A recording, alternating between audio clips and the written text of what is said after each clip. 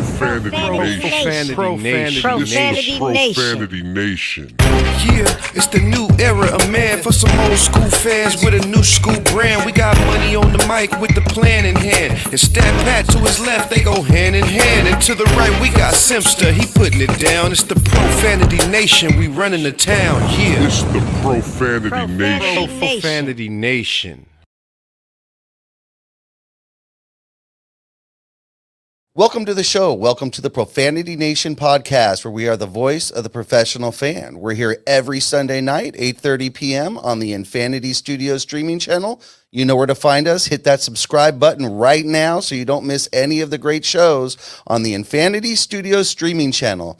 You know, we've had a great opportunity to conduct some really wonderful interviews, and some of the best ones that we've had were based on the show Winning Time. As you know, we're a big Lakers show here, so Winning Time is out there. They're working on season 2 right now, and we've had some great interviews with some of the stars and some of the people that took part in that show, and we're going to show you the best of tonight. We actually have 2 parts because it's been outstanding, but we're playing part 1 tonight, so you don't want to miss this.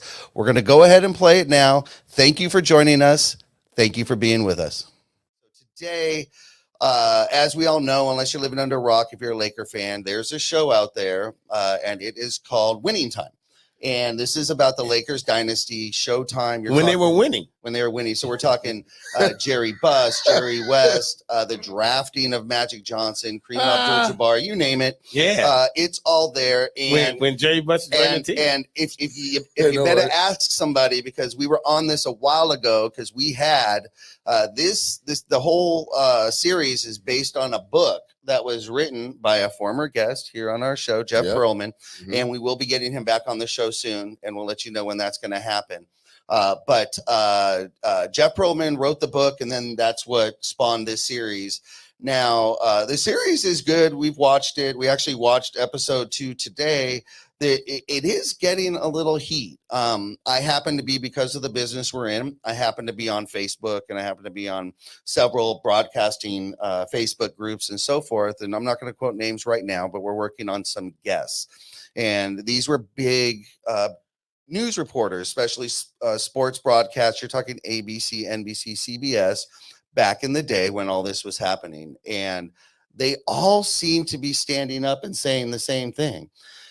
Not that the series is bad or unentertaining, but that Jerry West is just completely being miscategorized and misrepresented as a mean a-hole and a discombobulated idiot, to be honest with you at this point. And that just doesn't make sense. It just doesn't seem to jive with anybody that was around. Money, what are you hearing? You know, I look, I think definitely they are, if it's a 10 to say that he absolutely hated Magic, didn't want him nowhere on the team. He was literally plotting to, to this. They were gonna make him a power forward. Like they have him plotting to not even have him play his position, simply because he wanted Moncrief, who was great scorer, back in his day. He felt like he was basically, from what I understand, that. Like a Christian Laettner, a great college player, but it wasn't going to translate into the pros. For Magic, I can't believe though that especially the second one we saw today, like episode 2. Episode 2. We need so anybody that haven't seen this show yet, this is going to be some spoilers. Yeah, right. that's true. I mean, we got to do spoiler alert. I mean, it came out on 6 o'clock on the East Coast. I mean, pretty much 6 o'clock. So that's East Coast time, 9 o'clock. So that's true. So turn if you were still enjoying the sunlight, because the sun, daylight saving time started. Exactly. Then play the recording of our show, which comes out on all podcast networks and platforms on Tuesday. I'm about to spoil some shit. That's where you'll want to listen to it. But right now you're watching this, so let's get into it. Thank you very much. Right. Yeah. So good catch. Money Mike has spoiled things before. I absolutely are the official podcast of the Los Angeles Lakers fan club on Clubhouse, and there are rules that you cannot say the score when the games are live, because some people have a slight delay. And you know what? And that's a very good point, because the Los Angeles Lakers fan club, one thing that they always do is they tap in on Clubhouse and they watch the game live. Yep. So and we're going to get into that. We're going to get into that game, but I think they lost by like, 30, 40, 50 points somewhere around there. Something like 30 points. I don't know. Chris Paul didn't play, but LeBron did. But we'll get more. We'll get more to that. We'll get more into that. Well, I'm just saying, like literally, like on episode 2, he gave him carte blanche. Say, you tell me what you need, I'll get them for you. And it's almost like Jerry West was pissed off that he had the ability to get whatever he needed to win the championship. I don't think that he really was as upset that they were projecting him. You know what's funny about I think if anybody that's watched any kind of Judd Apatow productions in his movies, they're like over the top. They usually star Will Ferrell and a lot of stuff that happens, but when it comes to their depiction of these figures that we've grown to love over the years, they're going to play around with those figures. So they're going to take something that maybe been a little bit true and then exaggerate the hell out of it. And this is what they're doing with every, a lot of people were saying mad because in the first episode, Kareem told the kid to F off. And they were like, well, a lot of people were like, Kareem wouldn't do that. Kareem wouldn't say it to a kid. Think he would. And that's the thing about it, though, because people got selective memory as acting like Kareem Abdul-Jabbar ain't knocked out no photographer taking a picture without his permission. Right. And at the same time, and everyone wants to go ahead and come to defense of Jerry West and ignoring all of 2 months ago how this fool tried to go scorched earth on the Lakers and talk about how he wouldn't want to be this and this and that like that. So if we're really going to go ahead and say that there's no truth to that, I don't buy that. It might not be at the level that it was shown on this show, but don't believe that he was not that guy. I really believe that there are some truth to that character. Now, of course, they're going to blow it up and make it an entertainment spectacle. But there's got to be some truth to that. And the guy wrote a book, and the book been signed off on for a while now. So everyone know what's coming. So it can't be, and they're just mad because they're being looked and made fun of. That's what it is. They're being made fun of on TV. Yeah, they don't like the bad press. Nobody likes to look bad. Nobody definitely likes to have their dirty laundry aired out. Yeah, because Magic getting his too. Yeah, everybody. I'd like to say the first thing that came to me, we're in production. We do our show, but we also do television production. So the first thing that came to me, as far as the decision in the production that they made and the way they produced it, was when they decide to break the fourth wall. And when they break the fourth wall, what that means is they're talking directly to the viewer. And when they do that, that's okay if it's the person themselves doing it. But when you have such a historical figure where you're trying to at least appear like you're quoting somewhat, directly and exact, how do they know? They just don't know what Bus was thinking. They just don't know what West was thinking when he was alone in his room, or Bus was waiting to meet Auerbach on the floor. They don't, and those things kind of confuse me, to be honest. I will tell you though, man, that's a production situation more than anything, but it just confuses. I will tell you, man, like Auerbach, I have a love-hate relationship with that guy. I love it. Man, old school, Red Auerbach. Yeah, love it. Because first of all, as a Celtic owner, he basically killed us. Like every moment he had, you hate that. But what I love about him was he was the person that integrated the game. So we gotta appreciate that, because he didn't care. He just got the best players on the court. Boston cared, but he didn't. Yeah, Boston cared. Boston cared. Bill Russell didn't even want to go back for his ceremony. Casey Jones also played on those teams too. Right. Yeah. So, but it was really. So you appreciate him for, what he did as far as integrating the game, plus of that. But dude, like they had a scene in the second one where him and Bus are talking at half court, and Auerbach drops the cigar right on there. I'm like, oh, this guy, like, I want the disrespect. How dare drops it on the center court of the Forum. I'm like, you killing me. I mean, the dude. That was the chalkboard. Yeah. Motivation that you need. It was beautiful. Yeah, it was. It really happened. I mean, look, man. Auerbach have brought out. What's the most disrespectful thing in sports when somebody wins? Stomp on there. I mean, is it like the Gatorade bath? you're on the sideline and you lost, but then they're gonna douse somebody, the coach, with the Gatorade, or is it when I'm winning and I'm indoors and I'm gonna smoke a whole cigar on the court? I think that's the craziest flex of all time when it comes to sports. Like, how disrespectful am I? I'm just going to sign up a victory cigar. I think they're called victory cigars because my man had created that. It probably been before him, but he has just brought it to everybody. Now, everybody doing victory cigars. You got Joe Burrow even keeping this tradition alive to flex on fools and smoke cigars when you're winning. Sure. And the fact that he did that, I love Auerbach for that. But I like the fact that he's a real nemesis. Like, he's a real bad guy. I also like Norm Nixon. I don't know. He accepts it. Norm Nixon is my character also, and I like him a lot. I think he's funny. Maybe he was not like that, you know what I'm saying? But you can see Norm being a little bit like that. Got to be salty. I mean, they're just playing around with him being salty. Of course, you're gonna be salty. It makes sense. It makes sense. You know what I'm saying? So it's like, look, dude, the show, I think, is going to ruffle some feathers, but that's just anybody. And I was going to do that to anybody. If Magic even said it before it even came out, he even said a tweet like, "I'm not going." Well, don't watch this. Well, Watch because mine. Magic. Yeah, because he's doing his own production. Because Magic is cool. Hey, Magic. That decade, that decade was crazy. What's interesting about this whole Magic thing for me was the first episode. He was really, they really focused on the bond between Jerry Buss and Magic, right? Yeah. And the first scene is Jerry Buss inside the Playboy Mansion. Yeah. Right. So my first thought was, oh, okay. He was, and I knew the relationship that Jerry Buss had with Magic. So I was like, oh, okay. So Jerry Buss got Magic into that. You know what I mean? Dude, of course. No. This dude was like, yo, Cookie, you don't want none? You want to break up with me? Okay, cool. I'm about to just be in front of church in a car. This is true. You know what I'm saying? No. Like, with the next sexiest chick in town. Right. Well, yeah. He And then look, you then just get out and sit down, you know what I mean? And be at the little picnic outside the church and then donate money, give a blessing. You know what I mean?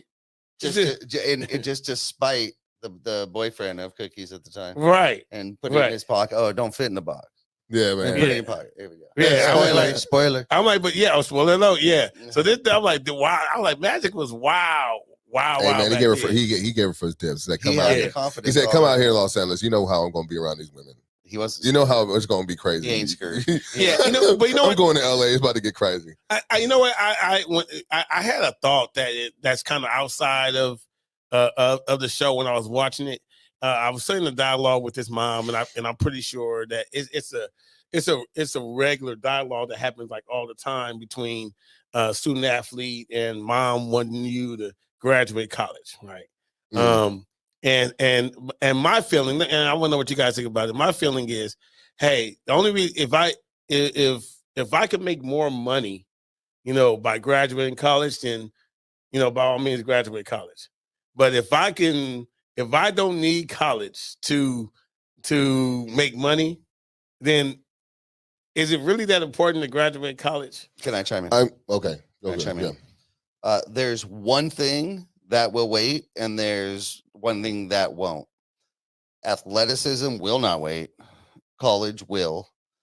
90, I don't know what the number is, but it's a ridiculous amount of people that go to college and don't even, do the occupation that they went to school for. Mm-hmm. If your heart's there and you can get paid, you go get paid, and college will be there. That's as far as I feel. Oh yeah, I mean, and you definitely have to take the opportunity, especially when it comes to why are you going to college to make money? But when it comes to a mom's wish, the way I would see it, the way they understand the money, and they really do understand that.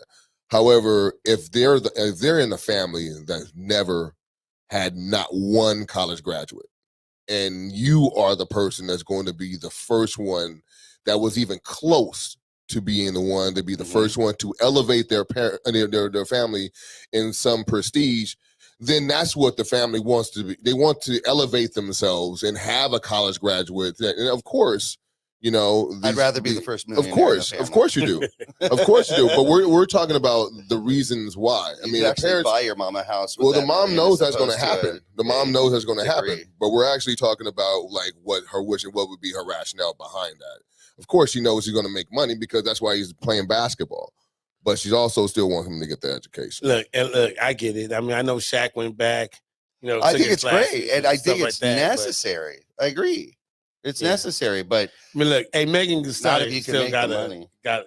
I mean, it's not for everyone her either. So I graduate mean, stuff. you can't push it on everybody. You know what I'm saying? It's not Yeah. college, not for everybody. I would be clear to mine. I'd say you got it. Go. Yeah, Mhm. I mean, I'll hold your books for you. They'll be here when you get back. Nothing, Yeah. nothing given. but go. I mean, but go get your money, man. I got But, get paid. Because then I mean, then when they go to school, they actually go to school for what they want. They're because if they've made some financial sound, if they have money and financially okay, now they're going to school because they actually want to learn business so they can turn that into more. They want to do this. Just forcing them to go if they have that's a tough tough road. It really is. So there's no right or wrong there. There's just a difference of opinion. Yeah. But if I had that option, I would have gone. I'm going Sure, to play pro ball Yeah, I'm gonna go play every time. Go- Like, Right, right. right. You know what I'm You saying? know, If anybody in, So what? Yeah, ask yeah, Chris- you can ask, try, let's uh, ask Clubhouse. I- Hey, I- But I'm what do you gonna- think about the show? Like, let's say Yeah. maybe just some points in the show that we missed. There's a whole bunch of good parts on there. I actually thought that Yeah, the what do you- one-on-one with Magic and Norm Nixon in the first episode was really a highlight of that first episode. Yeah, But yeah. ask Clubhouse. Yeah, hey, Clubhouse. Hey, you guys got any opinion? If you have a chance to be a first round draft pick, do you say college or be the first round draft pick? Link your mic. Link your mics if you got anything to All right, say. go ahead, Crispy. Man, without a doubt, and I think I speak for 95% of people. I'm taking that first round draft pick. College is great and everything, but like you said, Mike, it's not good for everybody, or it's not what everybody want to do. I went to college for a year, and I decided this is not for me.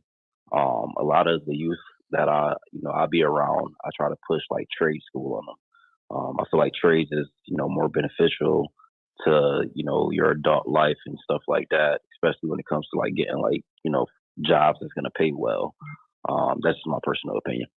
I Yeah. agree, and I feel like actually the world, while college is important, definitely in order to get certain professional positions, you have to have it and should. To be a doctor, yeah, you should go get to school and get college, but this is turning more into an abilities economic push, meaning that it's what can you do as opposed to what you've learned.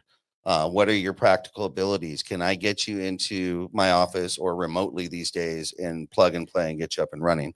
But I'd be doing that anyway. So back to the show and winning.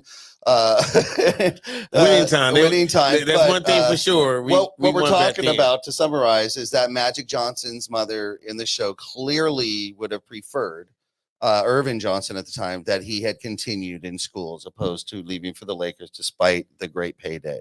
Do we think that it was even though it was that she wanted him to go to maybe college back to college, but it was the draw of Los Angeles. You thought Like, he'd get saying tainted? knowing that Los Angeles is out there because they were between Chicago and Los Angeles, both of them big cities, especially coming from where they're from. Yeah, They're yeah, big same. time cities. So this big city life is going to maybe, and say he's like he said, his mom was a 7-day Adventist, very religious woman, thinking Yes. about all of the different, vices that can be out there tempting, him Hey. from doing all that, which According to the show, that didn't matter because he had everybody in Lansing already. oh he yeah, I was mean, already ready. He was maybe rolling. maybe the mom didn't know that part, right? He already had that smile. Yeah, I mean, come on, man. You can't use that magic name in the house. man. Oh yeah, that's what I'm saying. Like it's her.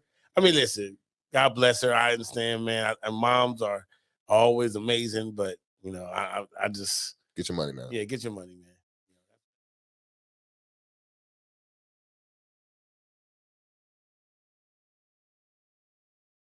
With no further ado, I'm sorry, I was really excited. I didn't mean to Man, cut I am Marco too. short, but we've been waiting for this one. So let's go ahead and bring him on right now. Let's go ahead and bring on Solomon Hughes, Dr. Solomon Hughes. Let's bring him on. He's a real doctor. That's what He is a you real. know what I mean? Like, these people nowadays, man, they get this speak, and they don't even have they just got a high school diploma, then they get a doctorate degree to go speak. You know what I'm saying? You put in the work. You went to the you got a BA, you got an MA, and then you got the doctorate, right? That's right. Yeah, I did my PhD at the University of Georgia. That's correct. Yeah. So I appreciate your actual hard work. Hard work. I don't know how else it's done. Man, I mean, listen, they ask you, you get famous, and they ask you to speak at a graduation. He's ready. Oh yeah, no doubt.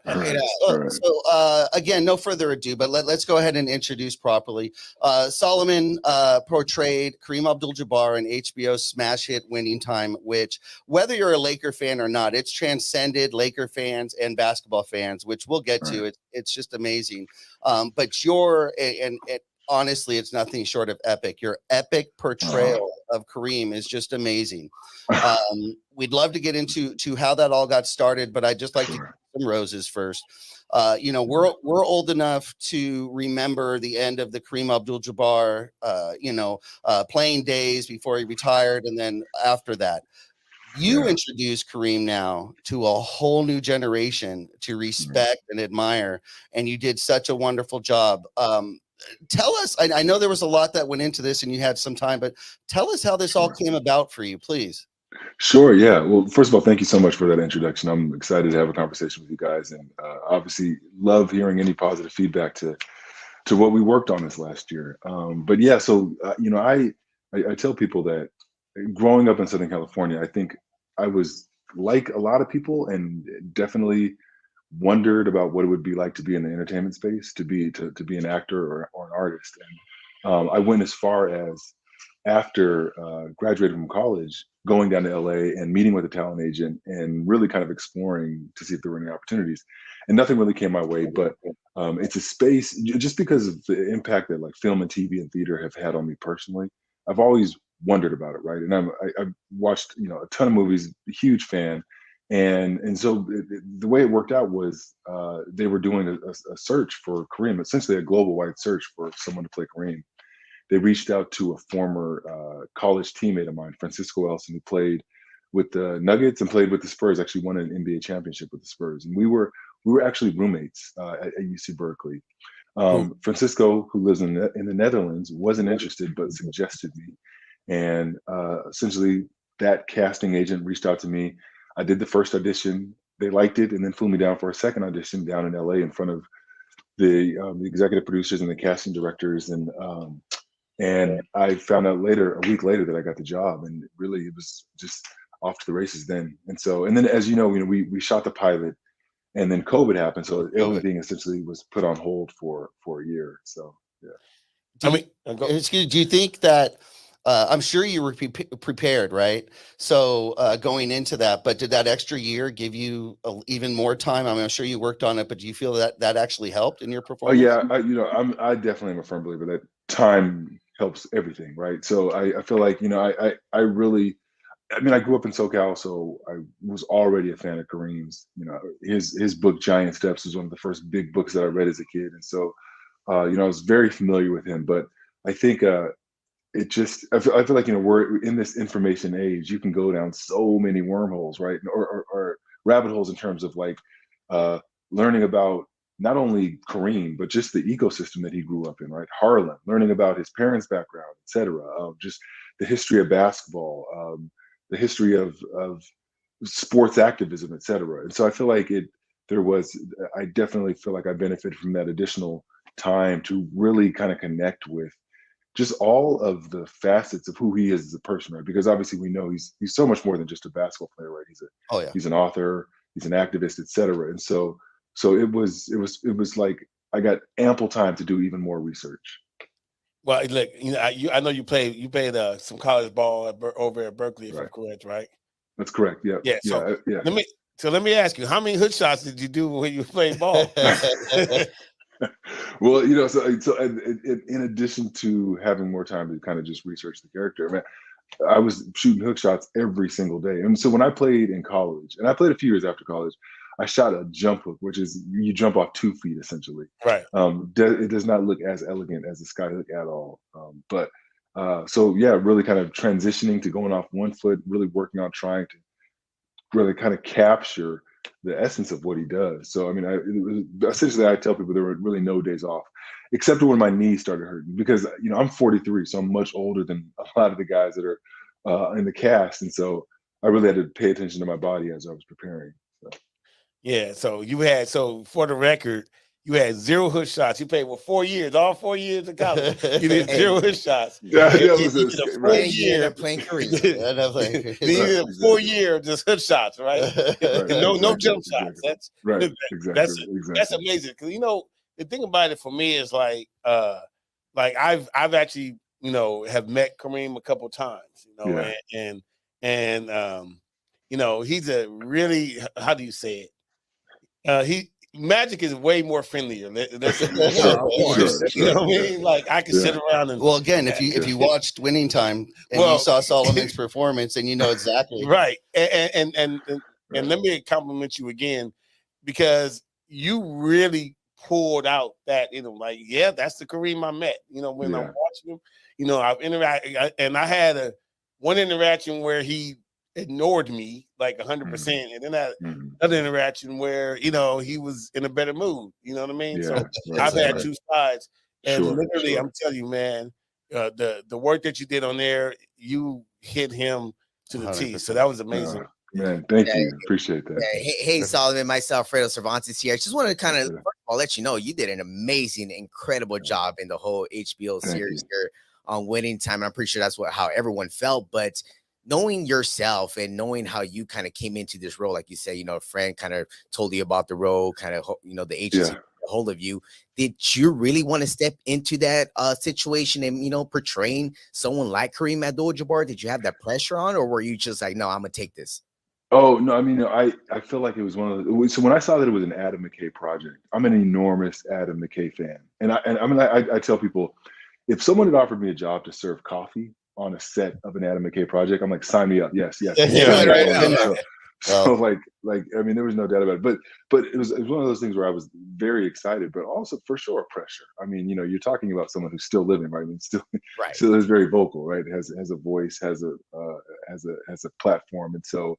And then when you think about that franchise, right, and the Magics, the Jerry Busses, et cetera. I mean, the whole franchise, what they did for sports, right? I mean, I feel like the '80s is it's a decade that really doesn't get enough attention, I think, and so I feel like obviously it's dramatized, right? So we're not trying to get everything particularly specific to like what actually happened, but it's but I think it's like a time machine back to a time in America that really where a lot of really pivotal things happened that impact the way we look at sports now, the way maybe we think about politics, the way we think about the world, et cetera. I mean, when I think of my some of my first memories watching the Lakers, I tell people as a really, really young kid, the way the Forum Court looked, it looked like a golden dance floor. And you see this show that people are just going crazy over. And so, I feel like that was like really my first interaction with sport. And obviously, I mean, when you look at how the game has grown now, I mean, where it's global and these people are recognized all over the world, I feel like you definitely feel pressure to want to make sure that you're doing it justice, doing that era justice. Right. Yeah. Well, you definitely did that. I'm really curious. I mean, obviously, like you said, you've read Kareem's books. You've done that type of research, at least the book study, but the mannerisms, his character, where did you get, was it tape? Was it people how did you acquire that? Sure. Yeah. Well, I also think, what's fascinating about the world that we live in, right? I mean, we're in the YouTube era, and I got really good at changing up the search terms in YouTube to find a bunch of footage of Kareem giving interviews when he was with the Bucks, giving interviews when his early years with the Lakers, et cetera. There's some really, really cool like archival footage of some of his interviews. But then with that, right, I mean, there's the balance, right, between just mimicking what you're seeing and also kind of creating your own version of this character as you're telling the story. So there was like, I really wanted to kind of capture the balance of capturing some of the nuances, but also kind of bringing my own artistic ideas to it.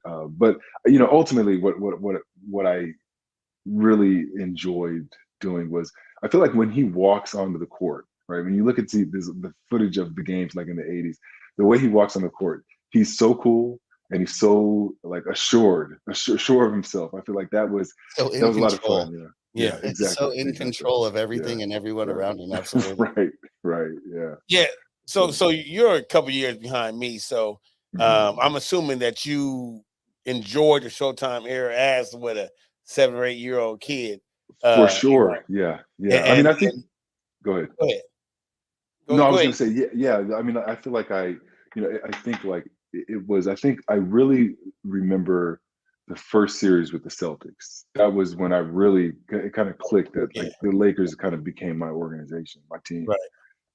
And so yeah, I definitely enjoyed it. And then and then after that era, the I like Nick Van Exel. I mean, it's like Yeah. the arc of time, the Nick Van Exels, and then obviously Shaq, Kobe, etc. Eddie Now Jones. LeBron, Eddie Jones. That's right, Eddie Eddie Jones. Jones. We all Absolutely. loved Eddie Jones. Those Yeah. were the lean Yeah. years, but we loved our Eddie Jones Yeah. and Exel. Mhm. Exactly. Yeah. We were trying to hold on to something, man. Yeah, exactly. Yeah. Exactly. How special is it that growing up in SoCal, a Laker fan got to Man. play Kareem? I mean, Right. Yeah. It's I feel like I've overused the word surreal, but really I can't think of anything else to say. There's no other way to articulate it. It's just wild, man. It's just yeah, the organization that I grew up admiring, the players that I grew up admiring, and then for it to come as part of like one of Adam McKay's projects, somebody like a producer I just have so much admiration for. So it's wild, man. It was a lot of fun, and we're obviously really looking forward to getting back to filming season 2 shortly.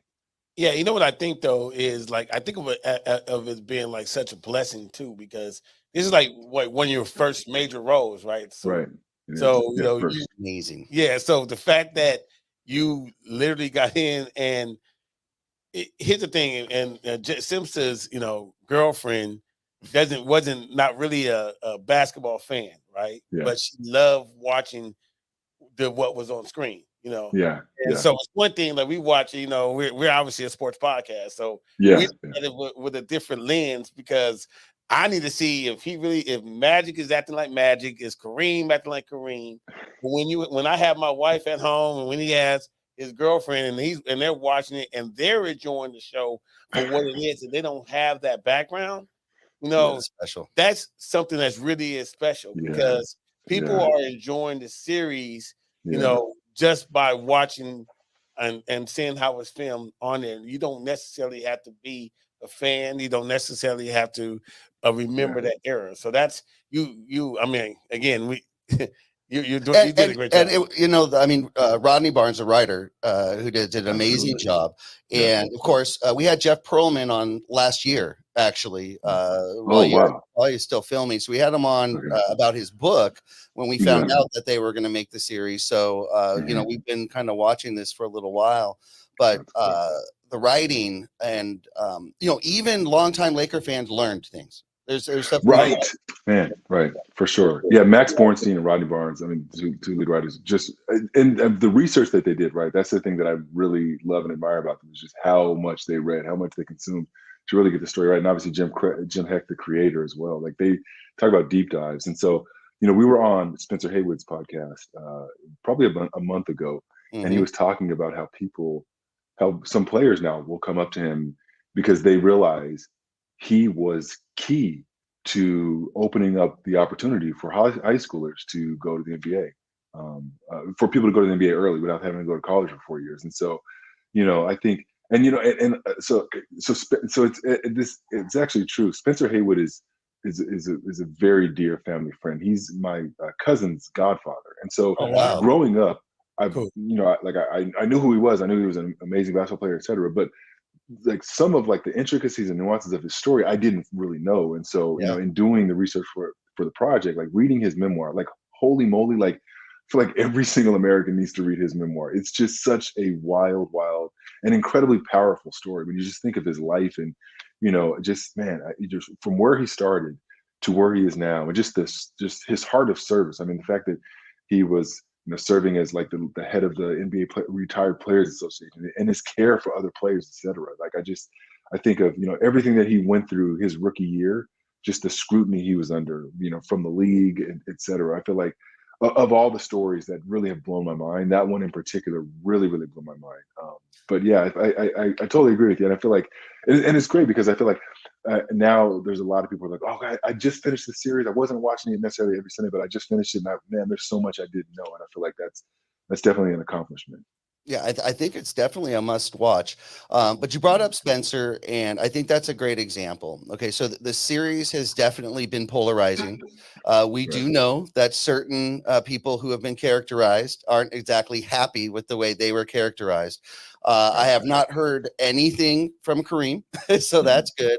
But while there's been a lot of talk about saying, it's been sensationalized and that's not who I was, we'll say Jerry West, he's the one who said it. We'll just put it out there. Spencer was very honest to say, no, that was him. That is how, and this was very honest. So I thought that was incredible because they were very honest with how they portrayed him as well. And I believe Noble Wood did an amazing job with that. I mean, everyone just did an amazing job. Right. I really got to say the casting, spectacular, absolutely spectacular. There was not one person in the wrong spot. That's it. That's what I can say personally. But yeah, so do you hear the hype, the Jerry West isn't happy and this and that? And if you do, how do you kind of view that? You just kind of it's not on you, kind of just let it go, or it's more buzz for the show? I haven't been paying that much attention to be perfectly honest. Yeah, I mean, I think what I do know is that the writers and the producers are huge fans of these individuals and really grateful for what this franchise has done for sports. And so, I know that it's coming from the hearts of people who just have an immense amount of admiration for these individuals. And the benefit of a TV show is it's not just 60 minutes, right? You get time to tell the fuller stories about individuals, right? And so with season 2 coming up, that we get even more time to kind of really unpack some of what we know about these people. So yeah. Well, what's interesting, because I mean, we've kind of, I guess for at least a month and a half, we've kind of had different people come on. Like we've had Roy Firestone, who was there, there during that time. And we just had we had Ted Dawson on. We had one of the extras on, Anthony Henderson. Anthony Henderson worked on the show with you guys. We have others scheduled as well. Yeah. So Spencer Garrett, who did an amazing job. Spencer is incredible. Oh my gosh. Yeah. Anthony. Yeah. So, but when I've looked at it, like if we've done our research on like all these things, and especially Roy Firestone he said, look, Jerry West, he was in the bathroom doing, because he couldn't go watch the games, and and he was that, and he was in the car because he just couldn't handle stuff, and he would throw up, and he would do this. And what's so special about it is Roy had not seen up until that time Winning Time, right? So he literally is telling us, things that he witnessed Jerry West doing, and he had not seen how Jerry West was portrayed. So I believe that it's more something, I'm just giving my opinion on it. It's more something that maybe he didn't want people to know versus them doing a bad job in what they showed. You know what I mean? That's just my opinion. I'm not asking you to agree. Yeah, no, it's all good. Because I want to see I have no comment season. there. Yeah, I want to see what second season. I have another question for you. Okay, we really enjoyed the show. When you were filming this, there was a ton of green screen. When you saw this all put together, oh my gosh, I mean, you must have just been floored. And then you can't say anything, right? You can't really tell anyone about. How hard is that? That's gotta be. No, the first, we would get clips of stuff that they were going to actually put together and put out. And every time I got a glimpse, like I would text some of the other cast, like, "Oh my gosh, did you see that? That's so." Especially the form stuff. When the form really comes together, I forget that we were filming it in front of green screen. I'm like, was there a full? Yeah, you thought it was 17,505. Right. Exactly. Yeah, I can't imagine. That must have just been a great feeling. In fact, you probably forget that it's even you a little bit in there. You're just watching it. You get lost in the series itself yourself. For sure. Yeah. I mean, I think it's, there's just this was such a fun experience. I mean, incredibly challenging for sure, no doubt about it, but also like really, really fun and also really rewarding. And I mean, I credit it to, some people ask me like, what was like the culture on set? And it was people just bringing their A game every single day. And so visual effects, sound, etc. I mean, everybody was trying to knock it out of the park. And so when I watch it, yeah, it's fun to kind of just get lost and just the communal effort that was put forth to make this happen. So that's amazing. And then season 2, as you said, you mentioned, is confirmed. We are moving on to season 2, and I'm assuming. Do you know much about it yet? Do you know when that starts shooting or anything? Not exactly. No, not exactly. Okay, but because everyone's going to be waiting, that's for sure. Yeah, That's for sure. Now this being one of your first, big roles. Obviously, season 2 sounds like you're coming back. What else do you have in the works? What else you got? Man, I'm just I feel like I just feel so blessed to have discovered this craft. Not necessarily discovered it, but they haven't gotten an opportunity to do this craft at the age of 42. I'm pinching myself every day. I love acting. I feel like I now understand why it's often used in therapy, right? Like improv and acting or theater are often used in therapy to help people, with whatever they have going on in their mind and their heart. I mean, it's a beautiful space. I mean, I think of. Right after I got the part, I went out to watch Wendell Pierce, who's a wonderful actor. He's been on HBO series The Wire. He's in Jack Ryan now. I watched him in he was in the play Death of a Salesman in London. I watched it 3 nights in a row, and I feel like it just reminded me of how moved I have been personally by film, TV, right, by the artistic expression of acting, and so I love the space, and I'm looking forward to more opportunities. So yeah. So this is like when you're probably we go over again when your first real gigs that you have. So look, I know me. If they got me to go and say, "Hey, Mike, we're gonna have you start acting," the hardest thing for me would be to remember the lines. Like, how do you, So they give you the script, the book. Yeah. Luckily, Kareem is a man of few words. Yeah, yeah. Luckily, but no. Much. Hey, but look, I'm just more like real with mine, man. If I would have saw like 200 pages of books, you're like, oh, no. and I got to memorize that. How long did it take to memorize all those lines, man? Man, it's like anything else. Like just reps. You got to do over and over and over and over.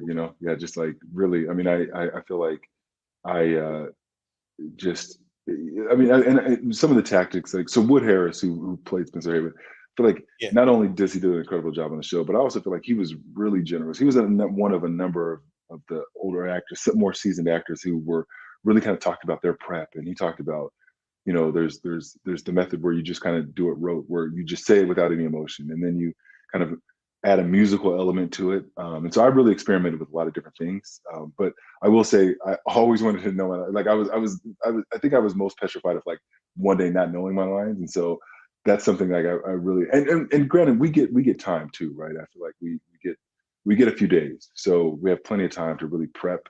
And really get them locked in. And then also, I think, the beautiful thing about it is like the story kind of guides you along, right? And so the writing you guys mentioned, it's just so good. And so I feel like it's easy and it's easy to get just lost in that moment. And when you're lost in that moment or what some people say, riding the wave of the scene, then you're not worried about forgetting your lines, right? Your lines are just coming out of you. I was actually talking to somebody about this the other day. It's like, when you've done it enough, you get comfortable enough, you're no longer devoting any of your like cognitive energy to the anxiousness, the anxiety about messing up. It's just about being in the moment. And so, yeah. So again, I guess in summary, just reps.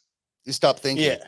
I mean, you stop thinking and you just start acting. Yeah. Cause I remember a couple of years ago, I was at a Starbucks and this guy, he would just just talking. I'm like, is this dude crazy? He's just talking to himself, like, but he's doing emotional. He's going up and he's going down, and I'm like, man, like, what? And then we realized he was like, oh, I'm sorry, I'm practicing my lines. Like, That's right. All right, That's I right. didn't know Yeah. if I, ask him if he needs help or run. You know what I mean? Yeah. And so over and over again. Yeah. So because in the COVID era, we're wearing masks everywhere we go, right? And so because I'm wearing I had my mask on, I'm like reciting my lines as I'm running, doing grocery runs, etc. I'm like all day long just talking to myself, but no one can see it because I got the mask on. That's perfect. That's perfect. Yeah. Our co-host here for this week, he has a show that he does Monday Night Fredos that goes live every Monday night. On that show, he asks each one of his guests 10 questions. He'd like to go ahead and ask you those questions really quick, and then we're going to go ahead and let you go. So we'll summarize and we'll sum up with this. Fredo Cervantes, go ahead, please. Mr. Solomon, so real quick, this is a Kobe Bryant quiz I love to do every single time. It's 8 questions in 24 seconds. I know usually gets rid of before 24 seconds, but hopefully you get a chance to do this, right? 8 simple questions. Let's go ahead and get it started. Either or, right? Pizza or burgers? Oh, man. Wow. I'm going to say pizza. Pizza. There it is. Instagram or Twitter? I'm going to say Twitter. All right. Well, Christmas or Thanksgiving? Christmas. All right. So I know you're from Los Angeles, so pick either or. Clippers or Lakers? Very better easy, get this right. Lakers. Hey, no pressure. No pressure. All right. So, we're going to go ahead and move to Halloween night. Jason or Michael Myers? Man, I'm embarrassed. I don't think I've watched either of those, but I know what Jason looks like because Jason has the mask, right? Yes. Well, Okay, Jason. He's got the hockey mask, right? My hockey mask. That's it. Right. Okay. There you go. All right. So tequila or vodka? Tequila. All right. Michael Jordan or LeBron James? Tough one. Take your time here. So, man, I'm saying LeBron James, but there's lots of reasons for that. So I'm just gonna say LeBron James. I'm gonna leave it at that. All right. Last one here. Okay. I'm gonna go ahead and put 2 characters out from your Winning Time TV show here. Magic Johnson or we got the Dr. Jerry Buss. I mean, those 2 characters were perfectly. They were just 2 favorites. I got both. I can't. It's like asking like what my favorite child is. Like they both are so yeah. I get it because a lot of people love John C. Reilly. Of course, he did an amazing, terrific job as well. But Magic, everyone's like, that's Magic. He has a smile on his face every time. It was funny too because I was watching the episode when you asked his father during the show, like, why does your son always have a smile on his face? Like, why? And he was like, well, that's the way he was born. Once the doctor slapped him in his ass, he was like that. So I get it, man. Thank you, Solomon, for your time, man. For sure. Yeah, thanks. Awesome, Solomon. Well, thank you so much for joining our show. We really appreciate it. Definitely, look, we're outside LA, so definitely when you're back home in the Southern California area, we'd love to have you in studio. That's for sure. Cool. Everybody out there, be sure to follow Solomon at Solomon Young Hughes on Instagram. Is that the same Twitter as well? Or do you have a different Twitter? I'm not on Twitter. Oh, do you? Okay. So I was trying to find them. Exactly. There you go. Okay, perfect. So thank you so much, Solomon. Again, we so appreciate it. We cannot wait to see you in season 2. Trust me, we will be watching. All right. Thank you, guys. Thank you so much for watching. And look, let me just say congratulations again. You did an amazing job. Again, we just can't wait to see you because we're perfect for the part. Thank you, guys. Thank you, Solomon. Appreciate it so much. One, man.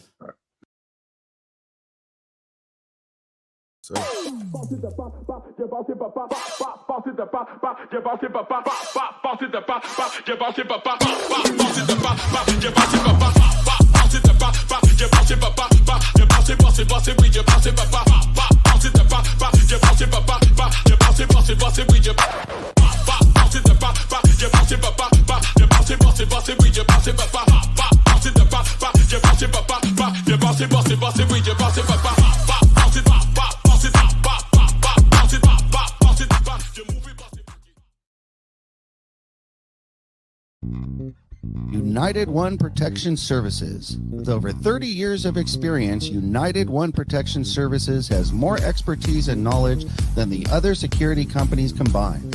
Residential, commercial, municipal, or institutional, United One Protection Services does more than just security. We protect your livelihood. United One Protection Services.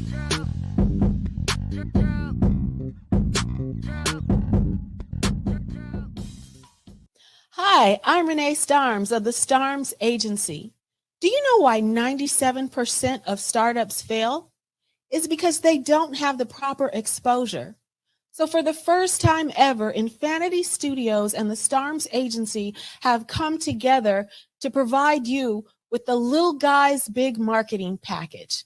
Now, this is for local Los Angeles businesses who are ready to launch, relaunch, or simply expose their business to grow. With this package, you're going to receive 6 months of online and offline marketing tactics in a customized plan for your business.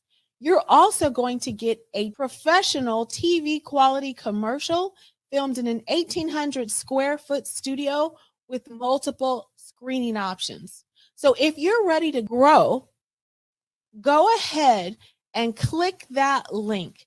We also have financing available. I'm looking forward to chat with you. Click the link and let's go.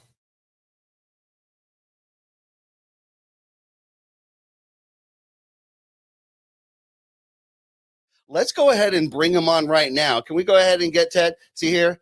Let's go ahead and get him on. Hey, there he is. Hey, Ted. Hi, guys. How you doing? Good, Ted. How you doing? Glad Good. this day. Hey, the most important thing first, though.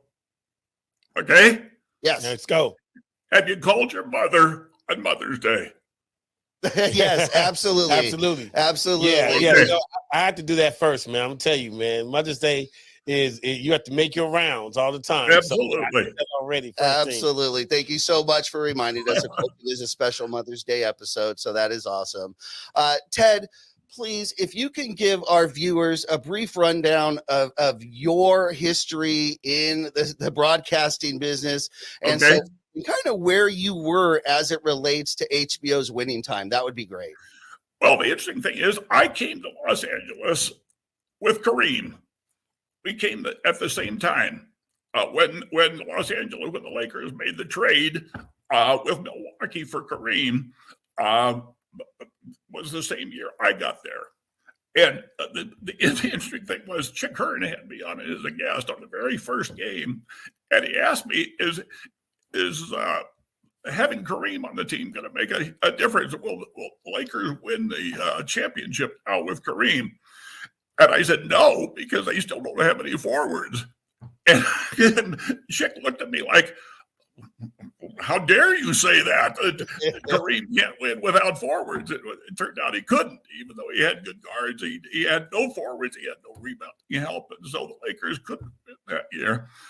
And it wasn't until they got Magic and some of the rest of the guys that really put the team together. And of course, Jerry Buss didn't own the team then. So that was a huge difference. And when Jerry Buss bought the team, that made a huge difference also. But the way they portray it on HBO is just total BS. Jerry Buss was not that kind of guy. He was a very intelligent guy. He was a chemistry professor. He made his money selling chemical engineering type things. And then in real estate, that's how he made his money. He wasn't the big buffoon that was just interested in going to bed with young girls that HBO makes him out to be. And certainly the players weren't just the non-dimensional characters that HBO makes them out to be. Okay, well, yeah. So, I mean, look, I love Jerry Buss, everything he did. I love that he was definitely a visionary. But, I mean, for a regular fan that would kind of be part-time Laker, history. We saw Jerry, we knew he hang around Hef, and we knew that he always had when he was playing poker, he always had beautiful women around him. So, are you saying that it's on a scale of 1 to 10, it probably was a 2, but in this Winning Time, they have it at a 10? Oh, it's just way overblown. I mean, yes, he was with some young girls, but basically it was because they wanted to be around him. But he had very mature, beautiful women around him, and he also was a man's man. He liked to be around men. He liked to be around guys. So, and HBO is, I mean, it's just so Hollywood. It's just awful. And the way they portray Kareem is criminal. If I was Kareem, I'd sue him. It sounds like most of the players, of course, Magic has already come out and been outspoken that he's not watching it. And essentially it's not a correct portrayal, even though he hasn't seen it. But I guess how can it be, depending on, of course, who they spoke to at the time, which is why we have you on here. One of the people that you brought up in particular was Chick Hearn. And they just kind of got into Chick Hearn and showing Chick with Pat Riley and interacting at the time. And again, it shows Chick as a very animated, somewhat aggressive, broadcaster. True. Okay, that one is true. Chick was the kind of guy that would tell the director how to direct the game. Okay. See, a lot of people don't know that Chick did the play-by-play for both radio and television. So while he was doing the radio play-by-play, he was telling the TV cameras what to shoot. Which I thought was kind of unprofessional, quite frankly. But I was a big fan of Chick's play-by-play ability, but I was not a fan of the man. Okay, that's a fair assessment. Yeah, so look, I love Chick Hearn. I mean, matter of fact, it was ironic enough. I went on my birthday. He died, I think, right around August 2nd or so. But I remember that Staples Center on my birthday, they had the memorial where you was able to walk through Staples and, sit and pass by where, he used to do all his broadcast games and everything like that. Right. And to me, my impression of him was always just a fun, loving guy. You know what I mean? Like, he came in, seemed like he would be really nice.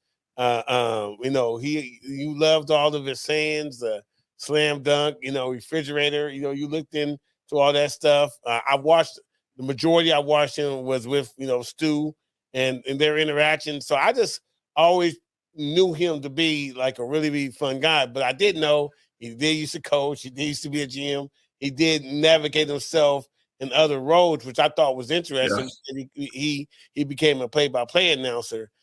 But did you realize that Pat Riley was his color man? Did you know that?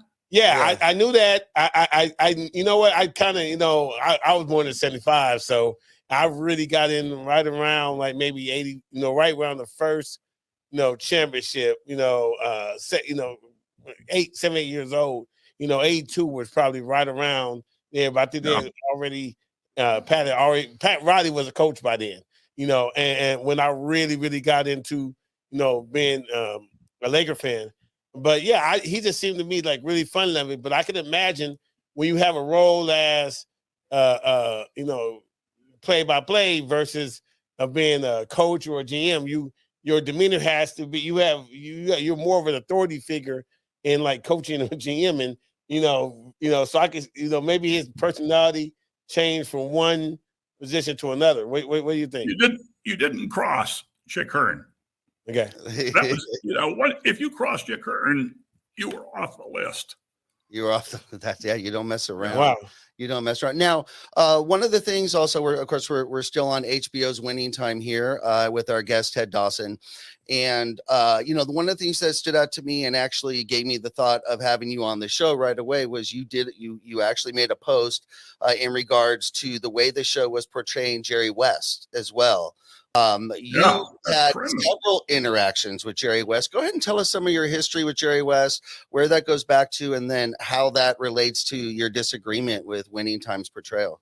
Well, I don't know that I had a whole lot of interaction with him. I mean, I certainly knew him and we were friends and we did things, but Jerry was always a consultant. He was never going to be a coach. And a lot of people don't know what happened the day Pat Riley became a coach. And that, of course, after the accident and all that sort of thing, they held this big press conference. We were all there, all the cameras, all the newspaper guys, all this kind of stuff. And Jerry Buss comes out and says, we make a change. And our new coach is Jerry West. And Jerry says, But no, it's not. I mean, that's what happened. No, it's not. I'm not the coach. I thought that's right. Pat Riley is the coach. Do you think what happened. He did that on purpose for a joke? No, not at all. Oh, wow. But it ended up being Westhead, though, right? Like, no. Sorry. Oh, you talking about after? After. Okay. You talk about so are you saying that was the moment that Pat Riley found out he was going to be the coach? I don't know if that's the time he found out, but that's what was announced at the press conference. Wow, that's interesting. Another question. No, Pat was one of the most knowledgeable guys I ever met. He was really, really smart. Yeah, they haven't, at least on the show yet, they haven't, or maybe they have at this point, gotten into the Pat Riley a little bit deeper. But the whole dynamics, like you said, behind the team, of course, they build it up a little bit for TV and so forth. But let's get into the players a little bit here. You're talking about Kareem, first off. Of course, your career and at least arriving in LA paired with Kareem's arrival. Right. What would you say is different? He seems, most of the rumors or details about Kareem is that he has been a little bit standoffish against media and so forth. You know why? He's a lot smarter. He's a lot smarter than anybody in the media. Kareem Abdul-Jabbar is, if not the smartest athlete I've ever met, right up there, one or two. He is incredibly intelligent. And he doesn't suffer fools. And that's the biggest thing. Quite frankly, and I'd probably be part of that, most media guys are idiots. And especially back in the 80s, newspaper guys were always trying to get you. They were always trying to find something as opposed to just reporting the facts. And my guess is it's probably worse now, quite frankly. And Kareem just didn't put up with that. So that's the reason he got a reputation of being standoffish. Well, but he's incredibly intelligent. Look, I mean, I have to tell you, I mean, I'm like I said, I've been a Laker fan. I love Kareem, like definitely for what he did on the court. But I mean, I'm also a guy that goes around and hangs around in a circle. Like I have a ball that has every Hall of Famer. I'm not every Hall of Famer. Everybody that's numbered that's retired on the wall, except for Wilt Chamberlain, I have signed on one ball. It's one of my prized possessions.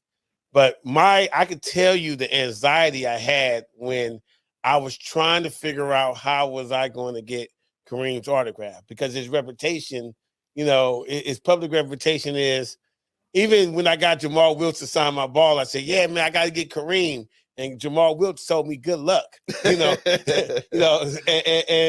I remember the first interaction I had with him.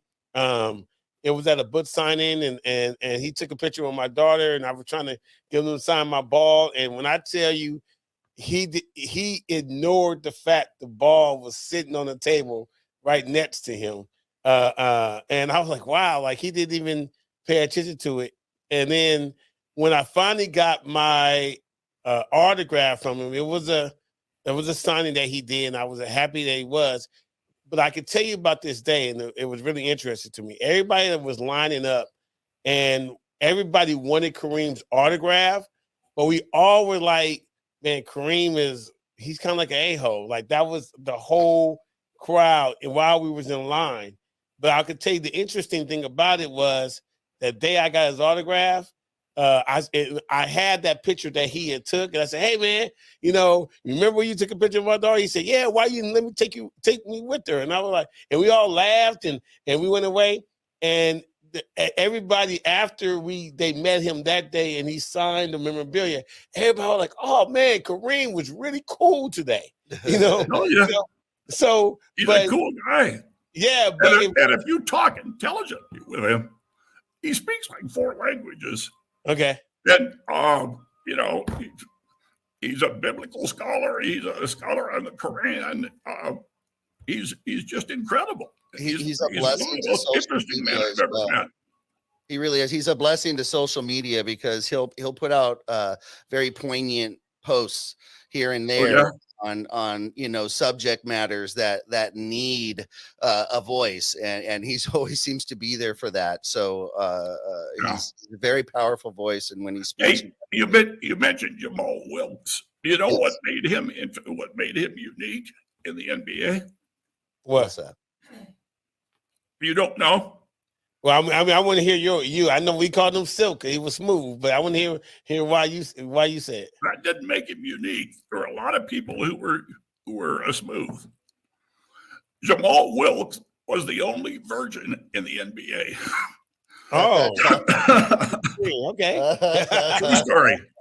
And that preceded him. Everyone knew that at the time. Of Right. course. Yeah. Oh Wow. my goodness, the good old days. That's really interesting. Yeah. Especially Very Christian, very strong Christian, very mother on top of him the whole time, making sure he lived a proper life, make sure he took care of his money and all the things he was supposed to do. So you're telling me you couldn't catch him at the Forum Club then?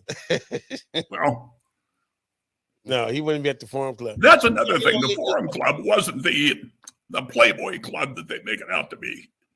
Oh, it wasn't. Okay. I would love to hear that because, man, like, when we're out, things come out, they get embellished, and The stories they grow. Yeah. The fish gets larger each year. Yeah, so, Absolutely. yeah, but from what I understood, man, the Forum Club, just growing up, naturally, obviously, a lot of those years I was not 18 or close to 21. So, but you were here like, man, the women, the party, and Michael Jackson coming in there, and all the celebrities and all these, people. Well, yeah, there were celebrities, but they weren't. I mean, they weren't taking their clothes off and that kind of stuff, and lap dancing and that kind of stuff that HBO is showing. Oh, okay. Yeah, it is quite graphic on HBO show. That's for sure. Yeah, it's ridiculous. Let me ask you this: at the time that Jerry Buss took over the team and all the changes were taking place, you were watching it from supposedly a neutral side as a sports broadcaster. You're local, you're Los Angeles, but of course you're supposed to stay somewhat neutral. Were you aware, was it quite obvious at the time how groundbreaking all of this was going to be and how iconic it was? It was obvious from the start and right there. I was in the crowd the night the NBA changed, and I'll tell you what it was. It was the first game of Magic's career, an exhibition game in San Diego, and very close all the way. End of the game, Magic feeds Kareem, and Kareem hits a hook shot. Magic comes running up and jumps into Kareem's arms. Nobody had ever seen that. Players didn't act like that. They were professionals, didn't act like that. But that changed the whole vibe of the NBA and Kareem was like, whoa. But they took that and turned it into Showtime. They turned that emotion and made it Showtime. So let me ask you about that. So I mean, even before this HBO Winning Time came out, I heard that Magic didn't like that. Like, what are you doing? It's only game one. So we saw it. Kareem didn't like it. Yeah, Kareem didn't like it. So I heard that before we watched it on Winning Time. You know what I mean? So how accurate was the story that he was like, look, man, you're rook. It's only one game. What was Kareem receptive to Magic? Because I mean, yes, because Magic showed him how that was going to make him win. That was going to help him win. And Kareem is all about winning. Let's regress just a bit. One thing that I definitely learned now, Paul Westhead, we had heard the name. We were young at the time that was happening. 72 baby here, 75 right here. So a little bit young, but our parents were watching, our dads were watching. We knew something was going on. But really, it would appear that the first architect of Showtime is definitely, if I'm right, Jack McKinney, who we really, even as well experienced and established Laker fans, didn't know as much about. Now that it seems like is the portrayal and his influence on this team. Would you call that accurate so far? At least, Absolutely. Okay, great. Absolutely accurate. Okay, great. Yes. Because it's very interesting the way they portrayed that. Yeah, because that's the thing. Like I started Googling, like who is Jack McKinney? Like I've heard the name, but because I knew it was Paul Westhead that won the first championship. And I knew he got replaced by Pat Riley, but I didn't know McKinney was even a part of it. So that's why that gives us the thing to be able to Google to find out like, oh, he was the one that got him to be running, and then it seemed like Pat Riley just kind of perfected it, afterwards. And McKinney was the one that made Magic, that showed Magic how to play every position. Mm-hmm. Right. Yeah. He was very smart. Let's go. We're going to kind of as we go through the story and winning time. We're talking about the different we'll call them characters for lack of a better word. Paul Westhead. We brought up his name. Now they've really made him out to look extremely unconfident, extremely almost phobic to coach a team on his own. I'd love to hear your take on that. Ridiculous. Absolutely ridiculous. He and Magic didn't get along because Westhead tried to slow it down a little bit and that was part of the problem. That he and Magic weren't on the same page, but he was a very confident guy, very, very good coach, very good guy. So that's another one that they're just tearing apart unnecessarily. Okay, well, let's go into Magic and Nitzan. I know, how upset was Nitzan. He was basically the man, and Magic came in there and took over his spot. And was there that type of friction? Was it accurate, or was it just, this is just what happens when a new guy comes to town? No, Nixon was always knew his role. That's one of the things about the Lakers. They all knew their roles. Every one of them. Okay. I mean, Cooper was a great player, but he knew he came off the bench. Yeah. The forwards knew where they were supposed to be. They played as a team, and they all knew and accepted their roles. That's what made it so special. Absolutely. Nixon was a great guy. Yeah, because they make him out like, he jealous. He was jealous, and he was going to show him, and they had a game. They had the game at the Playboy Mansion, I think, and so none of that, to your knowledge, never really happened. I don't know. They may have had a game at the Playboy Mansion. I used to go to parties there all the time, but I never saw a game there. That may have been. I don't know. There were other things going on, though. Let's get right back to Magic Johnson, as a matter of fact.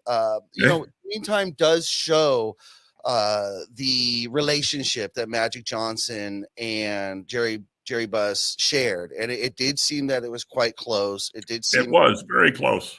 It was almost a father-son relationship there, and it seems to me that would lend credence to your opinion and your thoughts that Jerry Buss wasn't just out there womanizing and this and that, didn't know what he was doing. It would appear that he actually helped guide and shape Magic's business career, at least quite a bit. No question about it.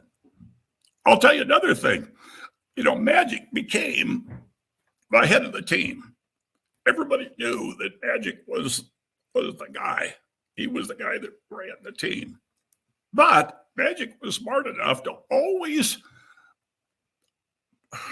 kind of include Kareem. So if we would go in for post-game news conferences or interviews or stuff, Magic would always make sure we talked to Kareem first. He would always point towards Kareem, that it was Kareem's team. And Magic was very smart like that. He was very aware on how to keep the egos, I guess, in place and how to resolve those. No, I have another question too about Winning Time, which they're portraying. I mean, we obviously know Jerry Buss had kids. Jimmy and and Jesse and all these other, but they're only highlighting Jeannie. They only right, show Jeannie. and they're only showing Jeannie. Unless we haven't seen the whole thing yet, so maybe they may come later on. But I felt that to be kind of strange because I know that his other sons were involved and they actually had they had a hockey team. It's like they were all. It seemed like that I feel my perception prior to this that all of his children were around, but in this it looks like only Jeannie's around. Is that where his other around first also? of all, Jeannie was the one that sold it to HBO. Oh, and they made Jerry's mother look out like she was an idiot. Yes, which she wasn't. I guarantee you. So I wasn't around for the later years. So. And Ted, thank you so much for joining us here on the Profanity. Hey, thank you. Happy Mother's Day. This has been amazing. Thank you. I hope you enjoy the rest of your Mother's Day. Money Mike, Jeff Sims, Stat Pat, who couldn't be with us today, but is here in spirit, had some questions. We all thank you so much. Thank you, Ted. As soon as the magic. Hey, I want to be paid for my time, so I'm going to pick up a TV and walk out with it. See, that's fair. That's it. You had to tell him that story. Yeah. You had to tell him that story. Hey, we have about 4 or 5 of them, man. Pick one. You can have it. Yeah. We'll definitely send you a shirt. Okay. Yeah. Thanks, We'll guys. change to Profane Nation memorabilia. Definitely. You'll wear some gear. God bless. Definitely, I want to watch the Magic. I want to see what your thoughts are about that. Because it's really, really interesting. You obviously got to glamorize stuff, but you want to be as close to the truth as possible. So, thank you for all the insight that you gave us today. We thank you so much, Ted. Thank you Thank again. you, guys. God bless. Yeah, God bless you. You have a good one. Thank you, Ted.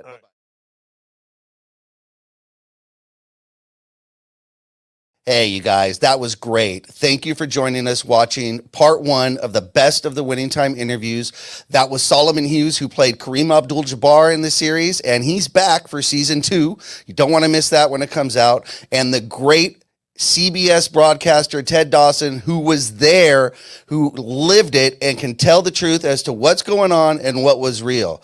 We bring you the truth here, the Profanity Nation podcast. We are the voice of the professional fan and streaming exclusively on the Infinity Studios streaming channel. Once again, hit that subscribe button so you don't miss any of the shows.